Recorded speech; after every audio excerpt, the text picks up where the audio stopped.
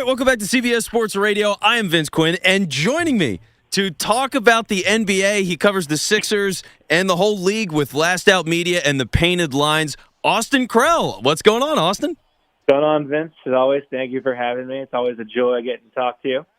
Well, yeah, it's been a little while, and it's nice to catch up a little bit because part of this is selfish. The Sixers are good. Can you explain why the Sixers are so good? I would explain it as this is a crazy year for the entire NBA. They've gotten some luck with their opponents, being undermanned at times. Of course, that wouldn't be the case tonight as the Cavs were down. I believe it was 7 players on the roster were out, and the Sixers weren't able to put them away. But I think they've kind of had this perfect sort of chaos of circumstances where, Embiid's playing out of his mind, having the best year of his career. You have Simmons figuring things out quicker than he usually does. Tobias Harris has had a really nice bounce back season, and I think they just all have good chemistry together. They haven't really had the toughest schedule per se. They only have 3 wins against teams that are above 500, but they've also haven't played that many teams above 500 yet. I think they're taking care of business for the most part. They're playing better than they have in years past. And I just think that there's just an element of randomness around the NBA this year. All right, well, one of the things, obviously, with Embiid, you mentioned him, and he's been talked about as an MVP candidate. And right now, because obviously, you cover the league too, so you're keeping an eye on everything. Do you think Embiid's the MVP? I think he is the MVP of the league right now, just because if you look at what typically goes into the MVP, unless it's a guy like Russell Westbrook who was just averaging a triple-double when he won it, typically it goes to a player who's on a top 1 to 2 seed in his conference. And typically there's, he's playing well, but there's also narrative driven behind it.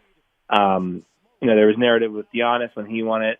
There's always been something with LeBron there, with Curry, with Kevin Durant. There's always an element of narrative behind it. The one thing that kind of concerns me is that there is a pretty big, I would say, the people in the national media game who, are the ones that are talk to the executives and talk to, who are in that voting area the most. They tend to sort of, love LeBron. And I think even if Embiid's more worthy and more deserving of it, I do think that the storyline is definitely to LeBron's benefit. So we'll see. I don't think it's going to be, an easy answer by any stretch. I think if it's a just world, Embiid should win the MVP award. Okay. So what is it then for a guy because it's been he's healthy at times, he's injured at times, he's really good, sometimes he's awful. It's been a crazy roller coaster with Embiid. So why is it that he's the MVP right now? Well, I think one thing that they're doing really, really, really well is, I think last season really lit a fire under him. He wasn't happy, and I think the way that they sort of got knocked out of the playoffs was embarrassing to him. Granted, they didn't have Ben Simmons, so he was doing all he could by himself. They just didn't have the surrounding pieces. I think he's sort of matured, and he's realized, hey, I got to be in the best shape of my life. I got to elevate my play to really bring this team to the next level. And they bring in Doc. I think he has a good relationship with Doc, and I think that they're doing a lot more things to get him the ball in spaces where he isn't trapped. They do this thing called delay action, where they'll get him the ball in the middle of the floor, and it's almost like an isolation, although it's very kind of like a miniature isolation. But basically, the whole point of it is that it allows him to see the floor way better than he would if he were, nailed to the block in the post with guys doubling him against the baseline.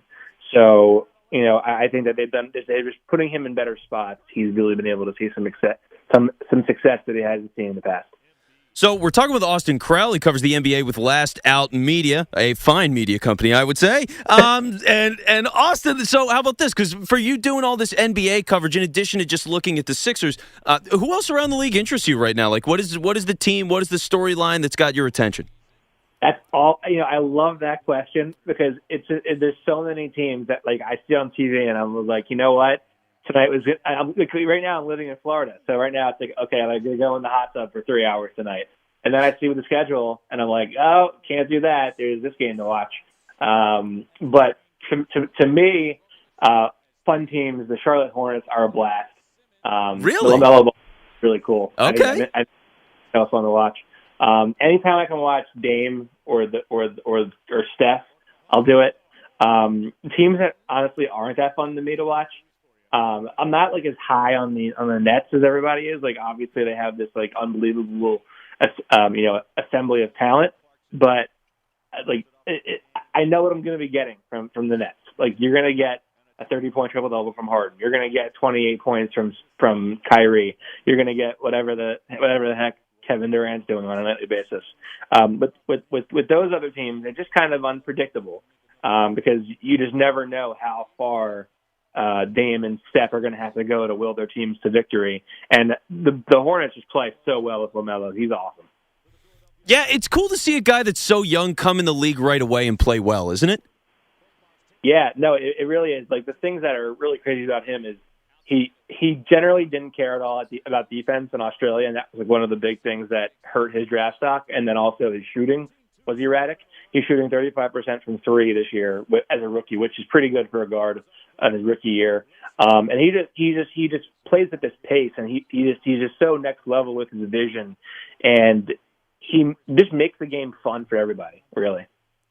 So, again, we're talking with Austin Krell from Last Out Media. Now, one of the things that came out this week, a big NBA story, which is something that I didn't expect to have, but with Kyrie Irving, I guess anything's possible. He threw out the idea of replacing Jerry West as the logo and putting in Kobe. What do you think of all that?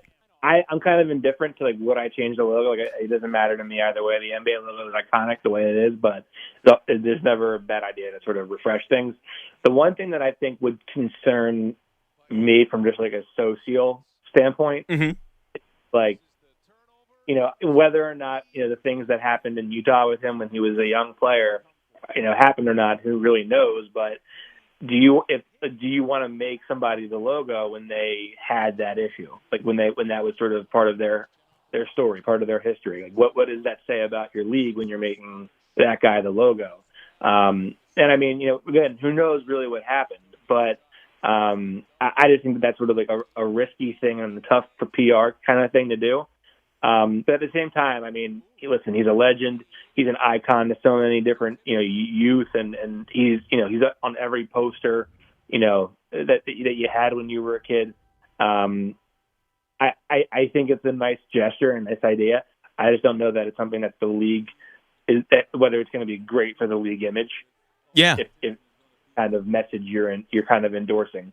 Yeah, and that's part of it. It's a complicated thing. The other thing, I believe Doc Rivers said this after the game tonight, was basically like, Jerry West is great. Like it's just, I don't think there's any issues with Jerry West. So I wouldn't change it either. I would just leave it as it is. Although they named the All-Star trophy after Kobe, right? So like that seems to cover the basis for me. Now, let me ask you a final thing here, because I was watching and flipping around on TV during the course of the week. Lakers lost a couple of games. It was like 4 or 5 games in a row. People starting to panic about the Lakers. Is there reason to worry about the Lakers at all? Is there ever a reason to worry about a LeBron-led team? I mean, thank you. He's playing at an unbelievably high level for his age, and they don't have Anthony Davis. They didn't have Dennis Schroeder for a while.